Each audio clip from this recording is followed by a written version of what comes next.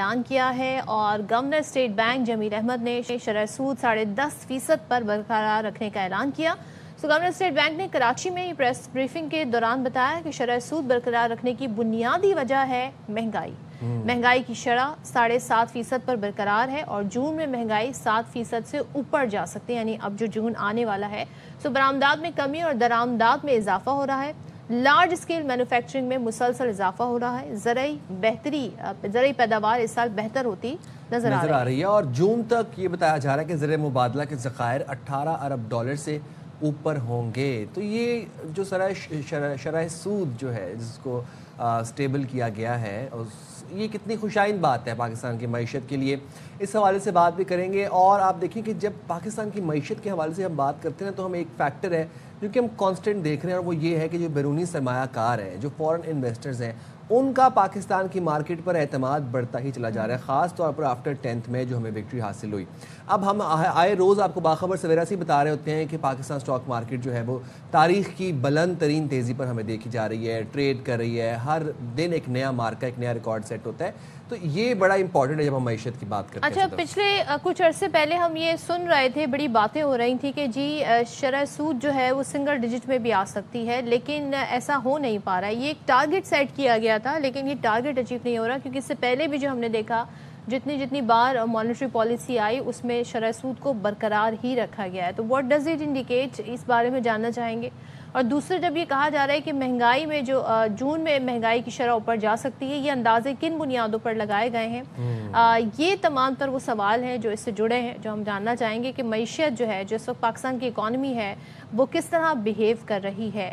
اور ظاہر ہے جب شرح سود اگر اس میں تھوڑا رد و بدل ہوتا ہے تو پھر ہم دیکھتے ہیں جو انویسٹرز ہیں، جو خاص طور پر جو کاروباری افراد ہیں، ان کی طرف سے بھی اس پر ایک ری ایکشن بھی آتا ہے۔ تو یہ تمام تر وہ چیزیں ہیں، جو سوال ہیں، جو ہم جاننا چاہیں گے۔ اس وقت ہمارے ساتھ موجود ہیں ماہر معاشیات doctor Khaqan Najeeb. Thank you so much doctor Khaqan join کرنے کے لیے۔ یہ بتائیے گا، اسٹیٹ بینک نے مانیٹری پالیسی کا اعلان کر دیا، شرح سود کو برقرار رکھا گیا ہے جو کہ 10.5% ہے۔ یہ کیوں برقرار رکھا گیا ہے؟ بنیادی وجہ کیا ہے؟ کیونکہ پچھلے کئی عرصے سے یہ کہا جا رہا تھا کہ اسے سنگل ڈیجٹ میں لانا ہے۔ بات جو ہے وہ اس طرح سے ہے صدف، کی جو پاکستان کا سی پی آئی ہے، یعنی کہ جو انفلیشن ریٹ ہے، وہ اگر آپ دسمبر کا دیکھیے تو وہ 5.6% تھا، یہ ایئر آن ایئر، یعنی کہ آئل پرائسز کم ہوئیں، سٹیبل فورن ایکسچینج تھا، مینیجبل سا بیرونی خسارہ جس کو آپ کرنٹ اکاؤنٹ کہتی ہیں وہ بھی مینیجبل ہے۔ ایون اسٹیٹ بینک نے خود کہا ہے کہ یہ 0 سے لے کے 1% آف جی ڈی پی کے رہنے کی امید ہے۔ اور اگر ان سب چیزوں کو دیکھیں اور انفلیشن فارورڈ لکنگ بھی انہوں نے یہی کہا کہ 5 سے 7% کے درمیان رہے گی۔ اب اگر آپ کا ریٹ پالیسی کا جو ہے وہ 10.5% ہو تو اس کا مطلب ہے کہ جو ریئل ریٹ ہے، یعنی کہ 10.5 اور 6 میں تقریباً 5% کا گیپ ہے۔ یہ بہت بڑا ریسٹرکٹیو ریئل ریٹ ہے، یعنی کہ آپ کے پاس گنجائش ایزنگ کی بڑی کلیئرلی تھی کہ آپ ایک اکانومی جو کہ سلو گروتھ پیٹرن میں ہے اس وقت پاکستان کی، اس کو آپ ایز کر کے، جیسے آپ کہہ رہی تھی صدف، کہ تھوڑی سی روم کریٹ کرتے کہ اکنامک گروتھ جو ہے وہ اور پک اپ کر جاتی۔ I think this was the thought process when we went into the monetary policy committee. When we came out of the monetary policy committee, here's what happened. I think ایک تو یاد رکھیے کہ ایک آئی ایم ایف کی engagement ہے، let me say it very politely, کہ کوئی بھی ڈیسیجن پاکستان کا اکنامک فرنٹ پہ ان کی ڈیلیبریشن یا ان کی میکرو ماڈلنگ یا ان کی جو جسے کہیں گے مانیٹری فور کاسٹنگ، اس کے بغیر نہیں ہوتا، اور ایک جسے کہتے ہیں انٹر ایکشن کنٹینیوس ہوتا ہے جب بھی کوئی ڈیسیجن ہو رہا ہوتا ہے۔ ان کے مطابق میرا یہ خیال ہے کہ چونکہ تھوڑی سی مینوفیکچرنگ پک اپ کر رہی تھی اور گروتھ جیسے انہوں نے کہا، آئی اسٹک ٹو دیم، 3.2% اس سال ہونے کی امید تھی۔ سینٹرل بینک کا خیال ہے یہ اس سے بھی زیادہ ہوگی، 3.25% یہاں پلس جا سکتی ہے۔ یہ کنسیڈر کرتے ہوئے کہ فلڈز کا بھی جو ڈیمیج ہے وہ اتنا نہیں ہے، اور آخر میں یہ کنسیڈر کرتے ہوئے کہ جیسے ہی ہم نے شرح سود کو 10.5% کیا 22% سے، امپورٹ 12% بڑھ گئی ہے اس 6 ماہ میں، اور جو ایکسپورٹ ہے وہ پک اپ نہیں کی۔ اب ایکسپورٹ پک اپ نہیں کی۔ سوال ہے ڈاکٹر صاحب آپ سے، considering all that you have said, governor state bank یہ کہتے ہیں کہ شرح سود برقرار رکھنے کی بنیادی وجہ مہنگائی ہے، جون میں مہنگائی 7% سے اوپر جا سکتی ہے۔ یہ اس کے کتنے امکانات ہیں اور کیا وجوہات ہیں؟ सो I think on the average इस साल महंगाई 6% के करीब रहेगी ऑन दी एवरेज जब ये साल हम खत्म करेंगे.